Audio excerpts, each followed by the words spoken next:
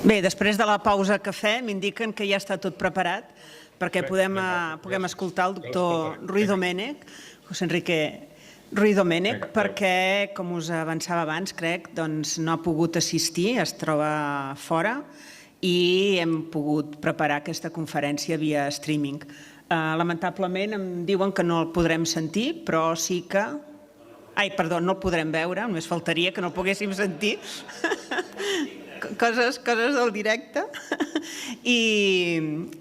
diuen que ja està tot preparat, per tant, un moment que faig aquesta petita glosa de la seva figura. Com us deia, havia preparat això, que avui ens acompanyarà de forma virtual. Li agraïm també l'acceptació de la invitació a participar en aquesta jornada i la disposició en fer la ponència virtualment davant la impossibilitat d'aquesta presència física. L'any passat el professor Ruiz Domènech ja va inaugurar les accions dedicades a les activitats dedicades a l'any Mir Geribert amb una conferència en la qual van assistir més de 100 persones. Per tant, va tenir un gran èxit i crec que vam arribar a una part molt important de la població. El segon ponent d'aquesta jornada matinal suma el seu vast coneixement del món medieval, una visió àmplia i transversal de la història. Serveixi d'exemple algun dels seus darrers llibres publicats com Sucesión o Secesión, sobre el procés sobiranista català, El sueño de Ulises, El Mediterráneo de la guerra de Troya a las pateras i El día después de las grandes epidemias. En la seva ponència tractarà sobre la casa comtal barcelonina, les seves relacions internes amb els llinatges que composen la cort, l'església, com ell acostuma a dir, un petit o gran joc de trons.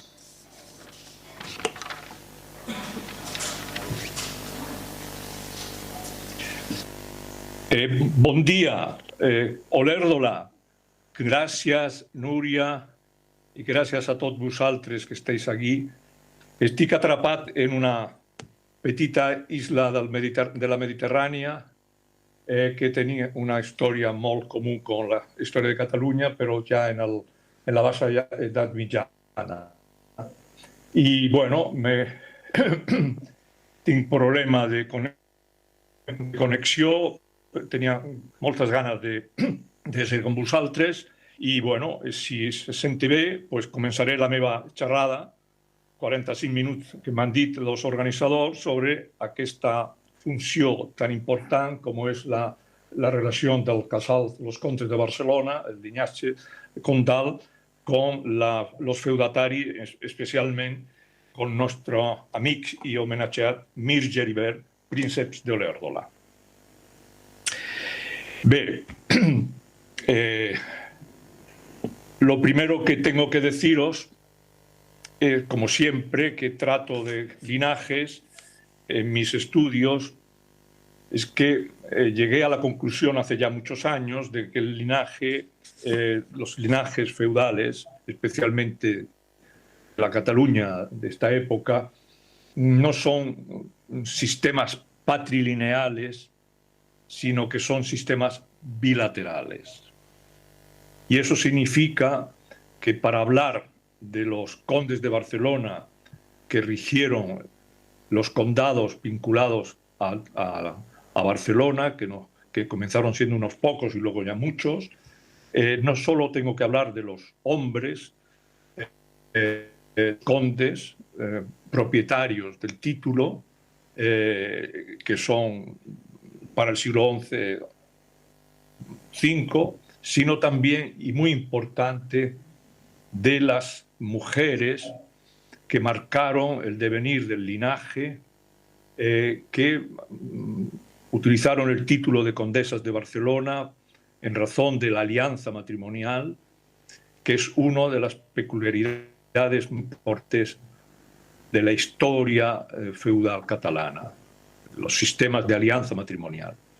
Estas 7 condesas, porque en algún momento algún conde se casó 2 veces, o varias veces más, pero 2 que afectaron a la estructura del linaje, son tan importantes como los condes y creo que sería una tarea pedagógica importantísima que en el futuro nuestros jóvenes, nuestros niños en las escuelas no solo recitaran los complejos condes del siglo XI,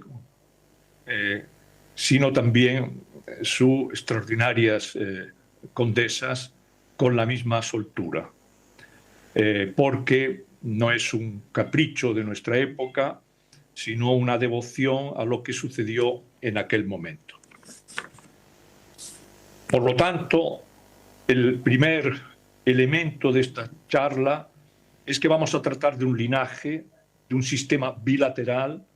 regido por la alianza matrimonial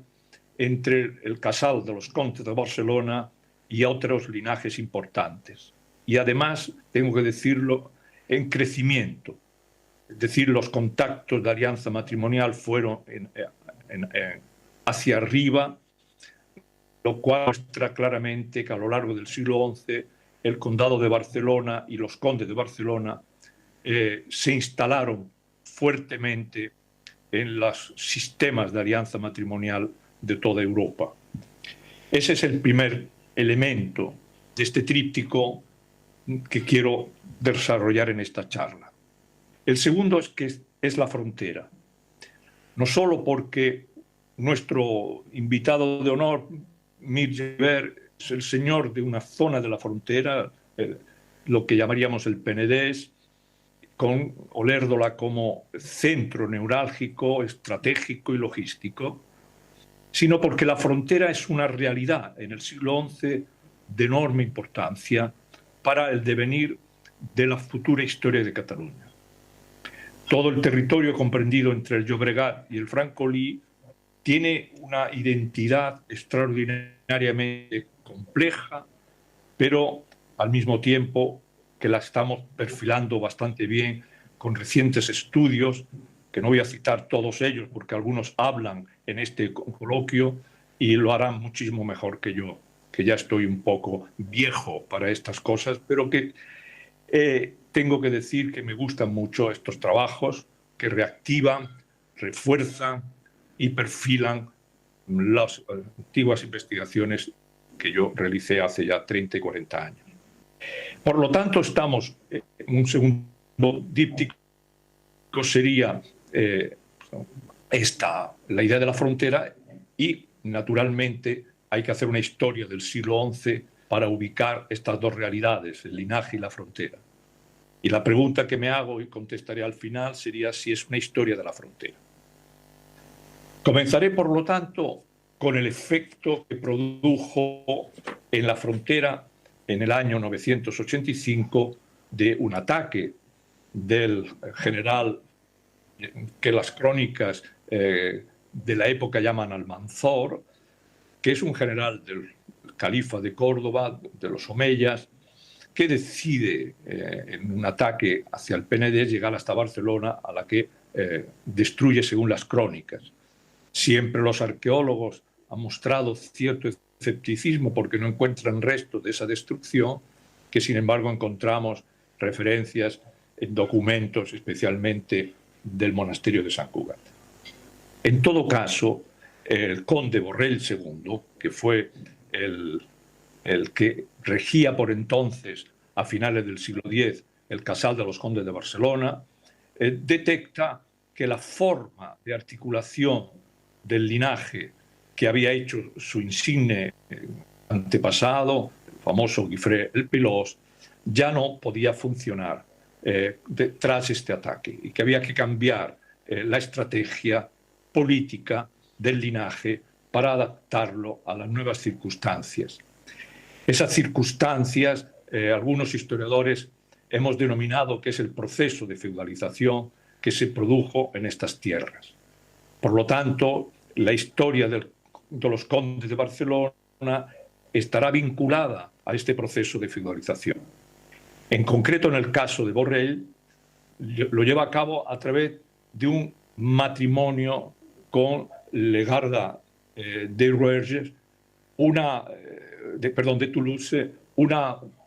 dama de la alta sociedad del sur de Francia, y por lo tanto entra en contacto con toda la problemática interesantísima que se estaba produciendo en esas tierras de lo que hoy los franceses llaman los Pirineos Atlánticos, que iría desde el Atlántico propiamente dicho a fronteras de los condados catalanes. Una problemática muy compleja, muy interesante, muy bien estudiada recientemente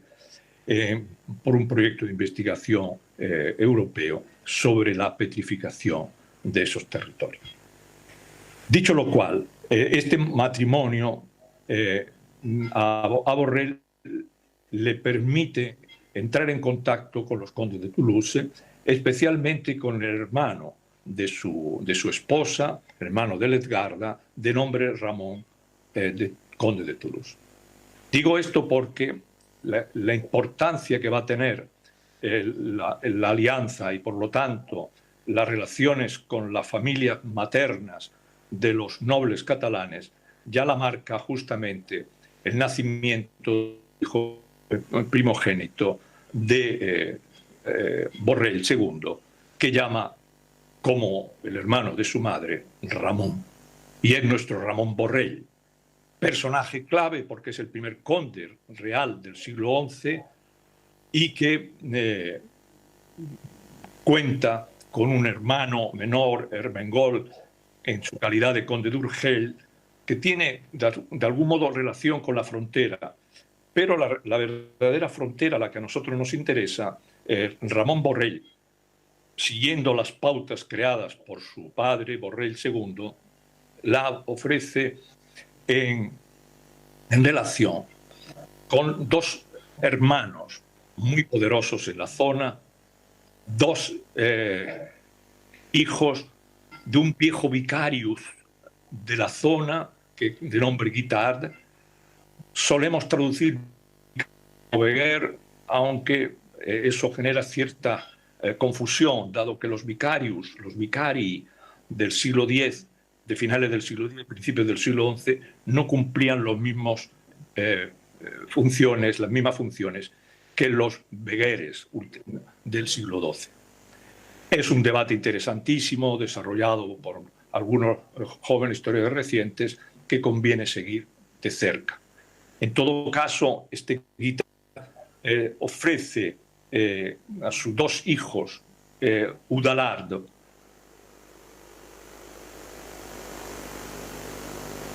y hija de Borrell, es decir, a las dos hermanas de Ramón, Riquilda y Ermengarda.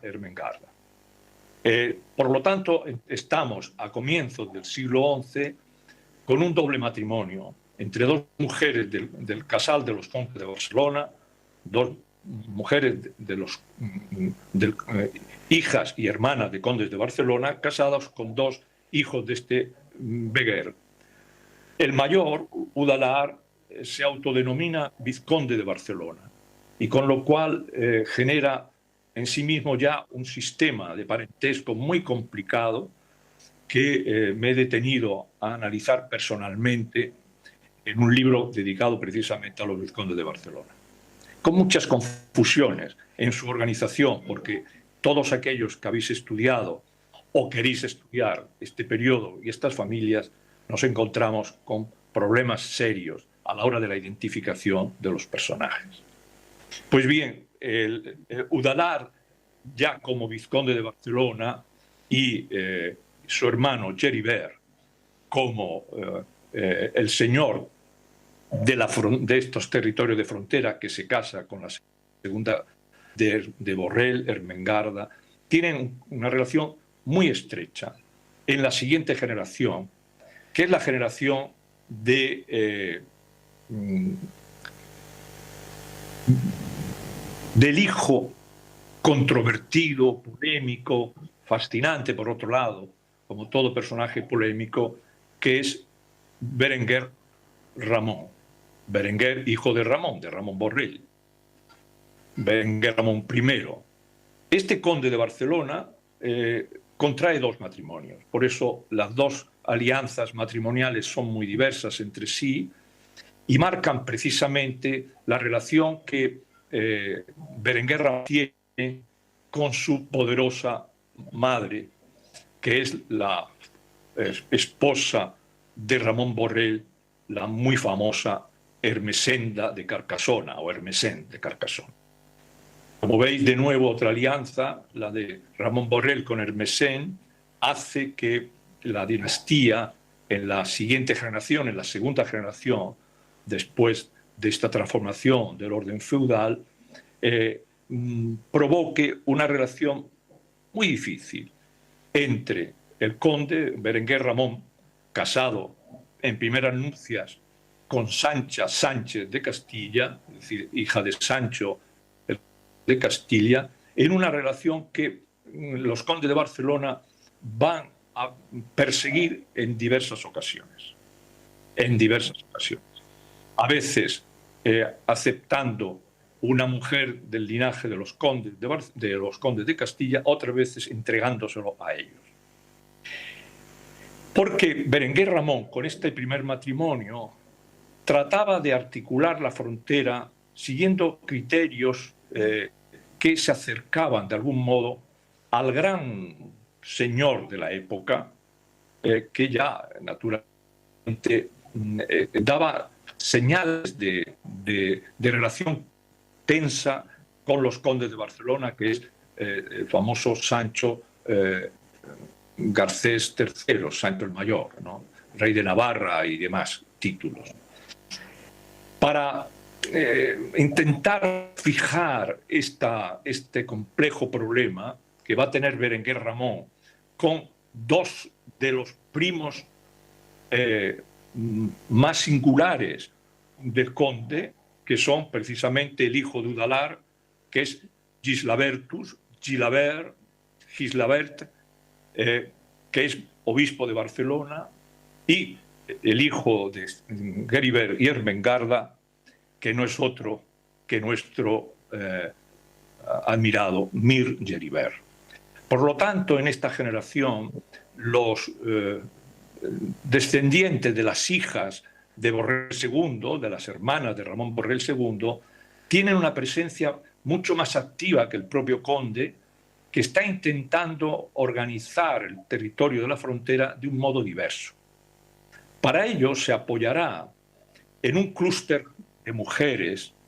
que preside su poderosísima madre, poderosísima y al mismo tiempo intratable, todo hay que decirlo, que es Ermesenda. Ese clúster de mujeres se hace siguiendo las pautas de otro clúster de mujeres muy importante que se estaba desarrollando en la ciudad de Jaca, capital del linaje de la Casa de Navarra, de los pamploneses, que es últimamente el que de algún modo entrará en contacto con el casal de los condes de Barcelona. Para fijar los nexos entre ambos, Ermesenda se vale de un grupo de hombres de confianza, entre los que destaca, por supuesto, Gombau de Basora, que era su hombre de confianza, pero especialmente, o su hermano Pere, obispo de Girona, pero fundamentalmente el gran Oliva, obispo de Vic y abad de Ripoll. Naturalmente, Abadal tenía razón al pensar que esta época de tránsito, de feudalización intensa en tiempo de Berenguer Ramón I, era la época del obispo de Vic, de Oliva, y por eso le titula el famoso libro del año 1948, Oliva, bisba de Vic y la seva época. Sin embargo, hoy estamos convencidos que frente a este planteamiento del clúster dominado por Ermesenda, existe otro procedimiento político para la organización del territorio, de la frontera, que se enfrenta con esta idea de Berenguer Ramón, que es el que capitanea Mir Geribert, con el apoyo más o menos tácito de su primo Gilabert, obispo de Barcelona. A la espera de que el núcleo inicial, o el núcleo primario de los vizcondes de Barcelona tenga un heredero masculino que permita reforzar la política vizcondal en Barcelona y en la frontera. Este conflicto coincide con la muerte de Sancha de Castilla y el segundo matrimonio de Berenguer Ramón, que es muy interesante, porque es con la Gisla de Jussá, es decir, ya se introduce en los ambientes feudatarios que estaban creando el clúster de mujeres ideado por Ermesenda. Gisla tiene que vérselas con los hijos que ha tenido Berenguer Ramón con la castellana, con Sancha, especialmente con el hijo mayor, el poderoso y siempre brillante conde Ramón Berenguer I. Ramón Berenguer I descubre que el clúster ideado por su abuela, Ermesenda, que todavía rige el condado, los condados, no tiene fuerza como para frenar las apetencias de unir potestas y autoritas de sus tíos de primos, ¿no? En este caso, el obispo de Barcelona y Mir Geribert. Pero en ese sentido se deja conducir por su abuela en el primer matrimonio con Elizabeth de Nimes. Elizabeth es una condesa fascinante por muchos motivos. En primer lugar, porque firmaba los documentos. Es en efecto una firma un tanto arriesgada, porque con letras mayúsculas donde aparece el nombre entero, pero para la época, que normalmente estos nobles firmaban con puntos diacríticos en el signo creado por el escribano o el notario de turno, ella le gusta firmar. Y segundo, es una extraordinaria y generosa mujer dedicada a la entrega de regalos para la construcción de las iglesias de lo que conocemos, gracias a Puig y Cadafalch, como el primer arte románico. Descubrí hace muchísimos años una minuta de todo lo que Elizabeth entregó a las iglesias, y nos descubrimos ahí una auténtica sociografía de la construcción y, por lo tanto, de lo que actualmente llamamos la petrificación del territorio catalán. Pero Elizabeth era una mujer del clúster de Ermesenda y, por lo tanto, estaba sometiendo a Ramón Berenguer I a un enfrentamiento no deseado por Ramón Berenguer I con respecto a sus poderosos parientes, ¿no? Sus tíos de primos, Mir Geribert y Gislaber. Cierto que Gislaber, obispo de Barcelona, tiene un problema serio porque no acepta con demasiada suavidad los nuevos aires que vienen de Roma en la reforma que luego llamaremos gregoriana, y que se produce a la llegada de los primeros emperadores de matriz alemana para superar todo el periodo de organización papal con las famosas familias romanas de la época, de lo que se ha ido a denominar la pornocracia vaticana. Ese cambio tan profundo que se produce a mediados del siglo XI, Ramón Berenguer I lo determina de un modo genial. Es quizá el momento álgido, ¿no?, de la historia de este condado, puesto que Ramón Berenguer I, remitiéndose al mito, lo que hace es secuestrar a una dama de la alta sociedad del sur de Francia, vinculada a los señores de la Marca, de nombre Almodis, mujer casada 2 veces, con hijos, un gran linaje, uno de ellos los Lusignan, pero que rapta, cual París rapta a Helena. Por lo tanto, encontramos nuestra Helena de Troya en Almodis de la Marca en todos los sentidos.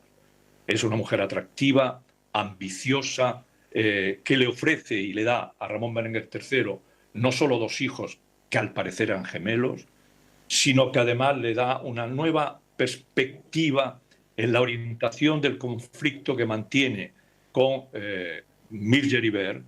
al que luego termina creando una especie de acuerdo entre ambos para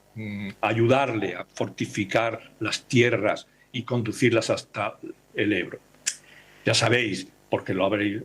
oído, y si no, alguien lo explicará más adelante en este mismo charlas, que Mir Geribert muere precisamente en una campaña en el castillo de Mora, en el Ebro, pero ya en la línea de haber aceptado un acuerdo, como se llamaba entonces, una conveniencia, que al mismo tiempo fue fijada por uno de esos famosos sacramentales, esos documentos fascinantes de la documentación catalana del siglo XI, que empiezan todos con el mismo nombre: Juro ego Mengano, el que sea, y la determinación que es hijo de, y siempre aparece la madre, jamás aparece el padre. Esta filiación por vía materna lo que justifica, una vez más, es el carácter bilateral del sistema de parentesco, del linaje, en la Cataluña de esta época. Pues bien, Mir Geribert, como hijo que era de Ermengarda, de la familia Condal, es capaz, en modo alguno, nieto de Ermengarda, era capaz de entrar en contacto con el conde en igualdad de condiciones. Y el acuerdo, antes de su muerte, demuestra claramente que Ramón Berenguer I ha decidido entrar, gracias a Almodis, en una nueva concepción, no solo de la guerra en la frontera, sino también del uso de los beneficios que da las relaciones de control de las llamadas taifas musulmanas, que es lo que son los tributos llamados parias. Ramón Berenguer I se enriquece extraordinariamente, convierte la corte de Barcelona en una corte muy suntuosa y hace que Almodis alcance, pues, el destino que ella misma se había pensado, como esta Helena de Troya que os digo, y convierte a Barcelona en una Troya en ese sentido. Pero también en una Troya que genera una historia trágica, como la que se produjo también con los Átridas en el regreso de la guerra. El conde, hijo primogénito de Ramón Berenguer I, hijo también de Elizabeth, por lo tanto de la primera mujer, se rebela contra la decisión del conde Ramón Berenguer I de ceder el título a los hijos de Almodis y toma una decisión completamente equivocada, como fue asesinar a Almodis, lo que condujo inmediatamente a ser desheredado y a salir fuera del linaje. Son momentos críticos que demuestran que el linaje tiene más capacidad de respuesta a las veleidades existenciales. La muerte de Almodis es un fenómeno que afectó enormemente el destino de la propia dinastía y la pacificación con dureza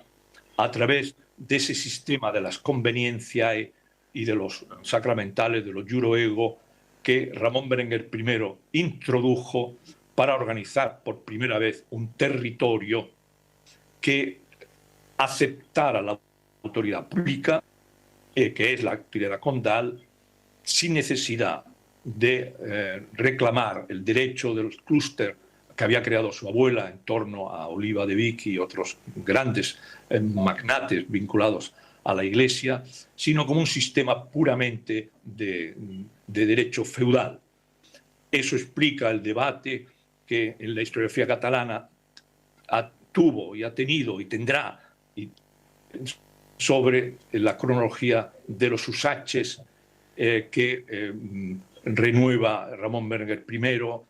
reactiva Ramón Berenguer II y culmina Ramón Berenguer IV. Es decir, estamos en un objetivo de larga duración del propio linaje de los condes de Barcelona. Ramón Berenguer I, sin embargo, sin la presencia de Almodis, pierde algo de fuelle político. Una vez más se demuestra claramente que Almodis era imprescindible y que por lo tanto su muerte fue trágica para el devenir de los condes de Barcelona. Retrasó un poco el proyecto político de construcción. A mí no me importa decir nacional, como decía Rovira, porque hay algo de este espíritu de la natio que crea Ramón Berenguer I. Porque él se que la solución está en encontrarle al hijo mayor de Almodis, a nuestro Ramón Berenguer II, que era pelirrojo, por eso lo llaman Cap de Stopes, ¿no? Casi una figura que parece sacada de la chanson de Gest de la época,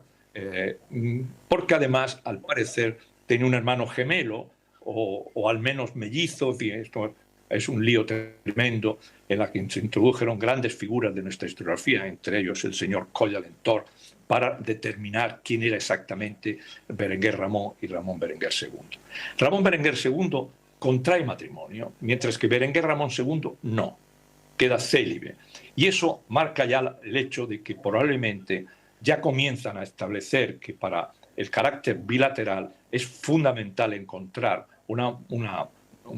mujer, una esposa condesa de Barcelona de alto nivel. Y a Ramón Berenguer II se la encuentra nada más y nada menos que en la hija de Roberto Guiscardo, que es en este momento duque de Calabria y que está haciendo todos los méritos para convertirse en el señor de Palermo y de Messina, es decir, por lo tanto, de Sicilia. El horizonte del Casal de los Contes de Barcelona, en esa zona del mundo en la que yo me encuentro ahora, es claramente ya prefigurado en este matrimonio con Majalta, Mahaut, Matilde, de todas esas maneras se puede llamar a esta excepcional mujer que es la esposa de Ramón Berenguer II. Ya sabéis bien, porque es conocido, que en esos momentos la pacificación con sus parientes del Penedès, con los hijos y herederos de Mir Geribert, se ha conseguido gracias a que el del obispo de Barcelona, Gisabert, que se llama Udalard Bernat, cuyo linaje y cuya filiación es todavía hoy objeto de gran debate, pero que ahora no viene a cuento. Si estuviera allí delante de vosotros, defendería a ultranza mi tesis de que es sobrino matrilateral del vizconde, del obispo, pero esto sería otro asunto que afortunadamente no me toca hoy aquí delante de vosotros. Udalard Bernat es un vizconde de Barcelona que se acerca de un modo, después de una juventud extraordinariamente belicosa y que generó incluso un altercado que le llevó a tirar piedras contra el castillo condal en la construcción de la Catedral de Barcelona. Fue sometido a un juicio que presidió, como no, Oliva de Vic y todo el clúster vinculado a Ermessenda, donde fue duramente castigado. Pero ya en época adulta se casa, fijaos que esto es muy importante,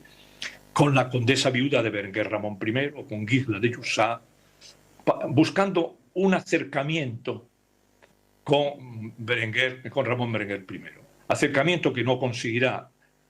pero sí los hijos, tanto Ramón Berenguer II como el hijo de Udalard Bernat, vizconde de Barcelona, ya tendrán una relación muy estrecha y fijarán claramente las dependencias de uno y de otro. Concederán a los vizcondes el control de 2 torreones y castillos de la ciudad de Barcelona a cambio de ceder algunos derechos en el mercado y otras tantas cosas, largas de dirimir ahora. Ramón Berenguer II, como bien sabéis, fue asesinado por unos hombres que al parecer malinterpretaron al hermano, a Berenguer Ramón II, al que la historiografía siempre ha llamado el fratricida, como el inductor de la muerte de su hermano. El caso es que la nobleza feudal catalana, desde capitaneada por los condes de la Cerdaña, llevaron a cabo la protección del niño que había quedado huérfano, que no es nada más y nada menos que Ramón Berenguer III,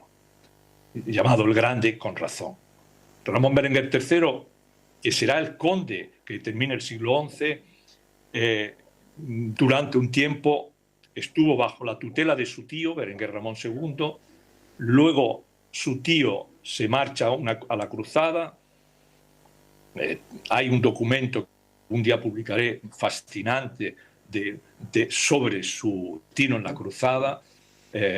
y allí muere o desaparece. El caso es que nunca volverá a Cataluña, y tenemos a Ramón Berenguer III, joven, tratando de dirimir las relaciones que se estaban produciendo, los grandes cambios que se estaban produciendo en el interior del linaje de los descendientes de Mir Geribert y de Isla, obispo de Barcelona. Y esos cambios están centrados en la figura de otro personaje que me permití extraer de los documentos de archivo, en el que creo que es mi libro más osado de todos, que es sobre Ricard Guillem, porque este personaje vinculó al casal de los condes de Barcelona nada más y nada menos con el señor de la guerra de entonces, que era el Rodrigo Díaz. Que Ricard Guillem y el Cid se conocieron, hasta las crónicas lo dicen, y que además influyó en el contacto con la Casa Condal. Lo justifica el hecho de que la primera esposa de Ramón Berenguer III fuera María Rodríguez, ¿no? La hija del Cid, la hija mayor del Cid, y por lo tanto la hija del Cid fue condesa de Barcelona, a la que le dio una hija de nombre Jimena, como a la mamá de María, es decir, la esposa del Cid. Esta historia, que culmina el siglo XI, la culmina en todos los sentidos, porque cuando muere el Cid en 1099 se acaba una época, llegan los almorávides, y Ramón Berenguer III descubre claramente en su juventud, gracias a hombres como Ricard Guillem y otros, entre ellos los vizcondes de Barcelona, los descendientes de Mir Geribert, que tiene que seguir otra política, una política más osada, más inteligente. Tiene a los almorávides de nuevo en Olérdola, en 1107, y sabe que Barcelona necesita otra protección que no sea solamente terrestre. Y se lanza al mar. Y se lanza al mar con todos los riesgos que eso significa, gracias al apoyo de los cónsules pisanos, logra momentáneamente la conquista de la ciudad de Mallorca, mediante una expedición que genera un libro poético maravilloso para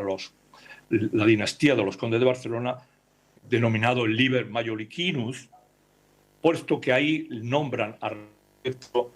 no solo el gran conde de Barcelona, que lo era, Comes Marquinonensis, ¿no? Emarquio, porque la Marca ya se ha integrado, la Marca, que es el territorio del Penedès, ya se ha integrado, ese principado que había sido de Mir Geribert, ya se ha integrado en el linaje condal, sino que también le denomina el poeta pisano Princeps Cataloniae. Por lo tanto, no solo Ramón Berenguer III aparece en el mundo como conde de Barcelona, sino como príncipe de Cataluña. Y eso quiere decir que ya el territorio fuera de nuestras fronteras es reconocido. Ramón Berenguer III adopta esta actitud que le lleva a pleitear con la aristocracia vinculada a la ciudad de Barcelona para controlar la cuarta puerta, porque dos eran de los vizcondes, la tercera del obispo, la cuarta, que es la puerta del Regomir, donde, según la documentación, se hacían las naves, antes de que el ceremonioso y sus seguidores en el siglo XIV las trasladaran a las actuales atarazanas, al sur de las Ramblas. La plaza del Regomir, donde se hacían las naves, las necesitaba, puesto que son naves lo que va a permitir a Ramón Berenguer III controlar bien el territorio y hacer posible que en un pequeño futuro él se convierta en un señor del Mediterráneo. Terminaré con una noticia que me hace muchísima ilusión decirla desde aquí, desde Próchida, porque la tengo muy vecina. Ramón Berenguer III, reclamando la autoridad de su madre, Majalta, Maud, Matilde, va a visitar a sus primos, los que ya son reyes de Sicilia, y en 1128 entre ambos países. Creo que ese acuerdo, que es muy importante y se conserva en los documentos del archivo de la Corona de Aragón, que era el antiguo archivo real, es el primer acuerdo de una entidad llamada Cataluña y una entidad exterior, que es el Reino de Sicilia. Antes, no tengo ni que decirlo en estas jornadas, de la unión dinástica con Aragón, es decir, porque son 28. Los historiadores nos debemos a la cronología y nos debemos a los hechos certeros.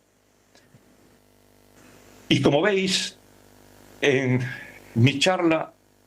ha disertado sobre hombres que construyeron una estructura política en el siglo XI vinculada a los condes de Barcelona y en paralelo, la historia de 7 mujeres que marcaron el perfil de esa historia política. Ledgarda,